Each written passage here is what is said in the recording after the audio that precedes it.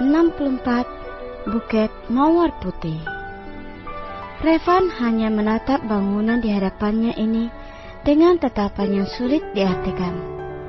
Baru saja dia memberi pelajaran berupa kata-kata yang menohok pada seorang wanita yang telah membuat masalah dengannya. Revan mendapatkan izin dari Ara untuk menemui wanita itu, untuk membuatnya paham dan mengerti bahwa apa yang telah dia lakukan untuk Revan selama ini adalah kesalahan yang besar. Revan juga memutuskan kerjasama dengan keluarga Cecilia dan semua yang ada hubungan dengan Cecilia. Setelah mengeluarkan sumpah, serapah, dan berbagai umpatan untuk wanita itu, akhirnya Revan kembali ke rumah sakit. Sudah lebih dari 10 hari Ara dirawat dan sekarang kondisinya semakin membaik. Kalau Cecilia bukan perempuan, sudah pasti Revan langsung memberi pengumuman mentah setelah apa yang dilakukan wanita itu kepadanya dan juga sang istri. Ya Allah, sabar Van. Kalau tidak demi Ara, aku sudah tidak sudi bertemu dengan wanita itu lagi. Gerutu Revan sambil mencekam erat kemudinya. Sungguh kalau bukan Ara yang menginginkan Revan untuk memberikan ketegasan pada Cecilia, cowok itu sama sekali tidak ingin melihat wajah Cecilia kembali. Sebaiknya Revan segera kembali ke rumah sakit. Dia ingin segera bertemu dengan Ara. Revan berhenti di sebuah toko bunga.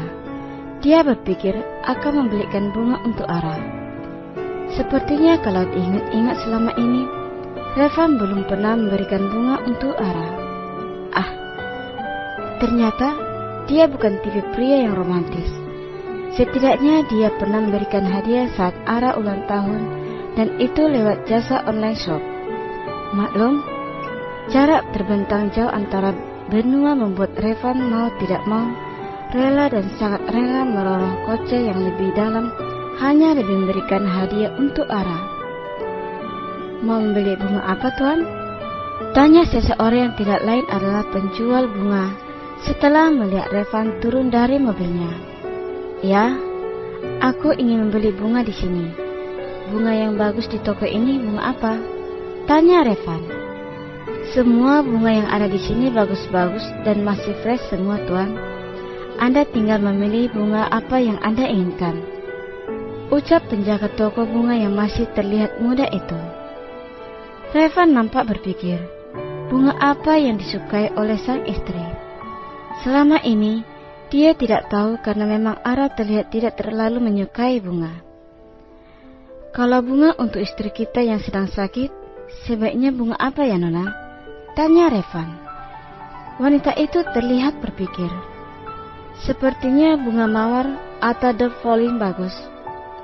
Kalau istri Anda tidak suka bunga, belikan mawar putih saja. Itu sih saran saya, Tuan, jawab wanita itu. Revan menatap satu persatu bunga mawar yang terdiri dari berbagai warna, dan mata Revan melihat mawar putih yang masih segar, terlihat sangat bersih dan cantik. Baiklah, saya ambil bunga mawar putihnya, ucap Revan. Baik, Tuan, apakah Anda ingin menuliskan beberapa kalimat untuk istri Anda? Boleh, saya tulis sendiri. Tentu saja. Saya kan juga menawari Tuan untuk menuliskan ungkapan isi hati Anda sendiri. Ini Tuan, silakan. Wanita itu memberikan secari kertas dan pulpen untuk Revan. Setelah menulis beberapa kalimat untuk Ara, akhirnya Revan membawa sebuket mawar putih digenggamnya masuk ke dalam mobil dan segera melajukan mobilnya kembali ke rumah sakit. Revan masuk ke dalam kamar rawat istrinya dan melihat Ara sedang berbincang dengan Jovika. Revan memang menyuruh Jovika untuk menemani Ara saat dia pergi ke kantor polisi menemui Cecilia. Ayah, Bunda dan Raka dan Kayla sudah pulang ke Indonesia beberapa hari yang lalu. Jadi mau tidak mau, hanya Jovika yang bisa ia minta tolong. Terima kasih Jo, kamu boleh kembali ke kantor, ucap Revan pada sekretarisnya itu.